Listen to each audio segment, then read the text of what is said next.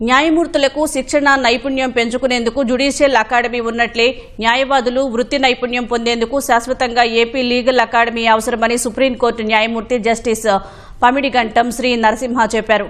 AP legal academy ఏర్పాటుకు సహకరించే తొలి వ్యక్తిని తానే అవుతారని హైకోర్టు సందర్శన సందర్భంగా హామీ ఇచ్చారు.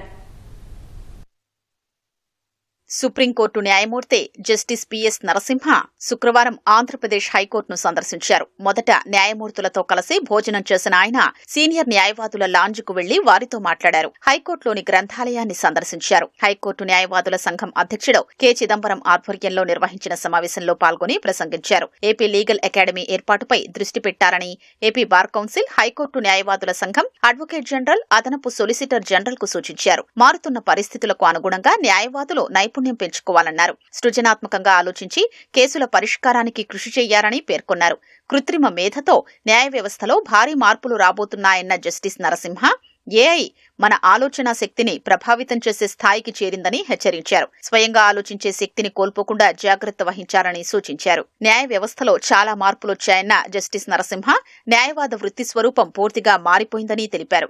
గతంలో కక్షిదారులు న్యాయవాదులపైనే ఆధారపడేవారని, ప్రస్తుతం వారిలో చదువుకున్నవారు ఉంటున్నారని, తమకేం కావాలో వారికి స్పష్టత ఉంటోందని వివరించారు. న్యాయ పరిధిలో ఏది సాధ్యమో ఏది అసాధ్యమో చెప్పే ధైర్యం న్యాయవాదులకు ఉండాలన్నారు. న్యాయ వ్యవస్థ స్వతంత్రత, ప్రజాస్వామ్యానికి పునాది అని చెప్పిన జస్టిస్ నరసింహ న్యాయమూర్తులు, న్యాయవాదుల స్వతంత్రత ఎంతో ముఖ్యమని తెలిపారు. అపరిష్కృత కేసుల సంఖ్య పెరుగుతున్నప్పుడు వాటిని సకాలంలో పరిష్కరించడానికి కొత్త మార్గాల్ని అన్వేషించాలని సూచించారు. వాటిలో మధ్యవర్తిత్వం చాలా ముఖ్యమైందని తెలిపారు. మధ్యవర్తిత్వం ద్వారా కేసుల పరిష్కారానికి మానవ వనరులు, శిక్షణ, మౌలిక వసతులు అవసరమని, ప్రస్తుతం రాజధాని ప్రాంతంలో మౌలిక వసతులు మెరుగుపడుతున్నాయని పేర్కొన్నారు. కొత్త హైకోర్టు భవనం 2-3 ఏళ్లలో అందుబాటులోకి వస్తుందని, న్యాయవాదుల మానసిక ఆరోగ్యానికి అవసరమైన సౌకర్యాలు అందులో ఉండాలని కోరారు. ఈ కార్యక్రమంలో AP high court CJ justice Dhiraj Singh Thakur justice Narasimha సేవల్ని కొనియాడారు. న్యాయవాదిగా పనిచేసినప్పుడు నైతిక విలువలకు కట్టుబడి ఉన్నారని,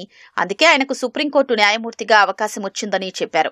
జస్టిస్ నరసింహ భవిష్యత్తులో సీజేఐగా బాధ్యతలు చేపట్టబోతున్నారని, ఇది ఈ ప్రాంతవాసులకు గర్వకారణమని అన్నారు. అదనపు సొలిసిటర్ జనరల్ చల్లా ధనుంజయ్ కూడా జస్టిస్ నరసింహ న్యాయసేవల్ని గుర్తు చేశారు. హైకోర్టు న్యాయవాదుల సంఘం కార్యవర్గ సభ్యులు జస్టిస్ నరసింహను ఘనంగా సన్మానించి శ్రీవారి ప్రతిమను అందజేశారు.